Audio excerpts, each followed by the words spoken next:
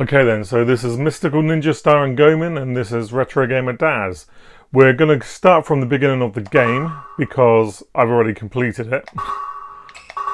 And just to give you an idea of basically what it is. So this is a cutscene, setting the scene. It's an interesting game, this one. It's basically split into different areas. You have exploring the village, where you can basically go around and speak to people and generally find out what's going on. You've also got areas where you basically explore what's best described as like Zelda-like dungeons, and then you have the impact battles, which are basically big huge boss fights. So as you can see, it's got really nice visuals. I think it did a really good job of capturing the SNES graphics and updating them for 3D.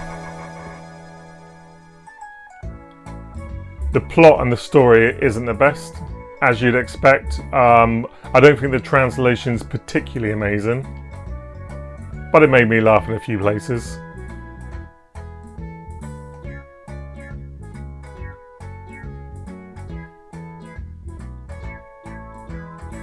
Anyway, let's get on with the show. So here you go then, so you can control Goemon. You do actually have the option to switch between the different characters. And you can pick up 2 more characters as the game continues. They've all got unique abilities, and like I said, you just basically run around the village finding people to talk to. The plot is absolutely nonsense. It basically involves a UFO, and Goemon gets caught up in the middle of it. So one of the things about this game, and everybody talks about it, and it's very, very relevant, is that the camera is pretty poor. Like, not very good at all. It's a lot more noticeable when you're in the platforming sections, and you don't really have much of an option to control it either. You can kind of move it to sorts, but in general, it's pretty naff. One of the things I do love about this game is the intro is amazing. It's so Japanese and so over the top, and it does a good job of introducing the 4 characters that you can play in the game. You've got obviously Goemon. He's basically the main character. You've also got Ibisuru, who's this kind of like bumbling friend who kind of reminds me of a Blue Benny Hill. This is Yae. She's a ninja who you can pick up later on in the game, and she has the ability to turn into a mermaid.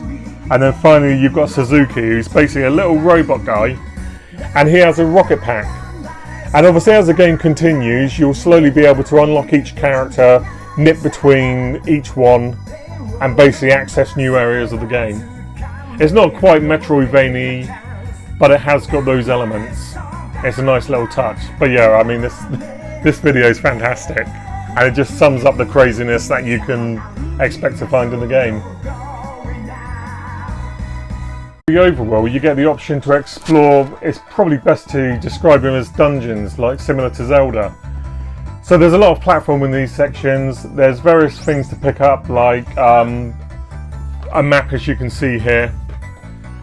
And this is kind of where, while these levels are brilliant and there's some really decent design in them, they do rear their ugly heads with regards to the camera, because the camera is atrocious. You can't balance it very well, you can't center it very well, and there'll be a lot of times when you're just basically stuck and you're kind of making leaps of faith. It's not truly atrocious, but you know, if you've come off games like Zelda and games of Super Mario 64, you are going to struggle with it. With robots, now these have been captured amazingly in 3D, and you get an amazing sense of scale. They're quite challenging fights because you have to work out how to use all your abilities, and it's a combination of doing counter punches, chucking out lasers to basically do everything you can to stop them and grind them down as quickly as possible. They're a great part of the game. It's somewhat sad that there's only about 4 or 5 of them throughout the 12 hours of the game, and I wanted more of them because they really, really are good fun. Speaking of the impact battles, I wanted to show you this cutscene because it's absolutely brilliant. So this happens whenever you start a fight, and it's just utterly bizarre. There's some really good songs in this game, and quite surprising with all the speech as well, because you don't tend to get that on the N64 carts because obviously it's so memory intensive. But yeah, listen to this nonsense, it's absolutely insane.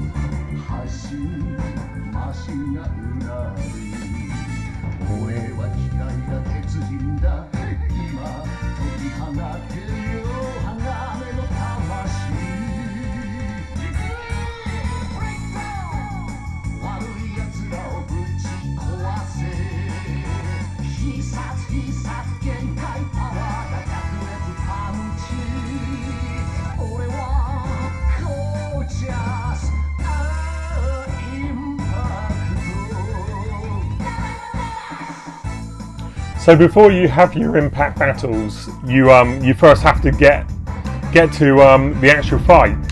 So ultimately what you're doing is blowing up as much as you can. You're trying to jump over barriers, and you're just causing as much destruction as you can as a giant robot. And you know, it's just, oh my god, this game is nuts. It's just so utterly stupid. And as you can see, I'm utterly rubbish at it.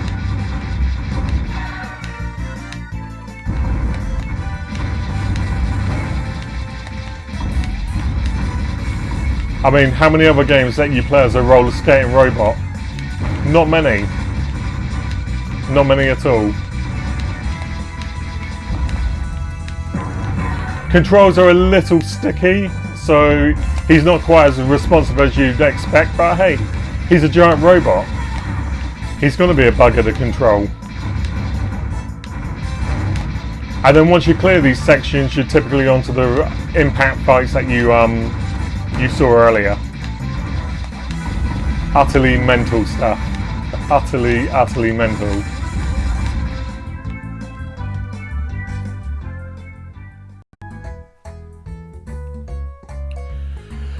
So ultimately, I guess the real question you probably wanted to know is Mystical Ninja worth the money it goes for? I mean, should you pay, what, 130 odd quid for this game?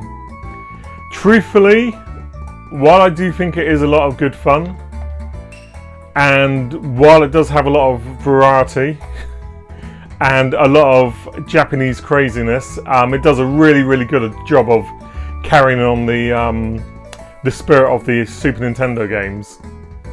But I don't know, there's about 10 hours of gameplay, and I'm not really too sure if the sheer amount of wackiness can sustain you for that sort of money. So I don't know really. Personally, I probably wouldn't be happy spending 120 odd quid on this. You know, you may be fine with that. If you're a big Goemon fan, you're probably going to get obviously a lot more out of it. But it's just a lot of money, isn't it? And while it is good, and while you can make the argument that you could probably make that cash back, you know, if you didn't spend it in the first place, you wouldn't need to worry about it. It is really good fun. It is, you know, I didn't regret spending the time I spent with it, and I probably won't be in a hurry to get rid of it. But yeah, I don't know. I don't think it's really worth the money it goes for. It's just too much cash. Of course, you know, you may think differently, and if you do, let me know in the comments. You know, price with everything is subjective, and we all value money in different ways. But for me, while I really had a lot of fun with it, I'm not too sure if it was worth the initial outlay. You may think differently. But this is Mystical Ninja. on the N64. I hope you have had a good overview of what the game comprises from looking at this video, and obviously the decision is yours to make. This is RetroGamerDaz. Don't forget to like, subscribe and join the channel, and I'll be back with a very new video quite soon. Thanks very much for your time. Stay safe everyone. Take care. Bye.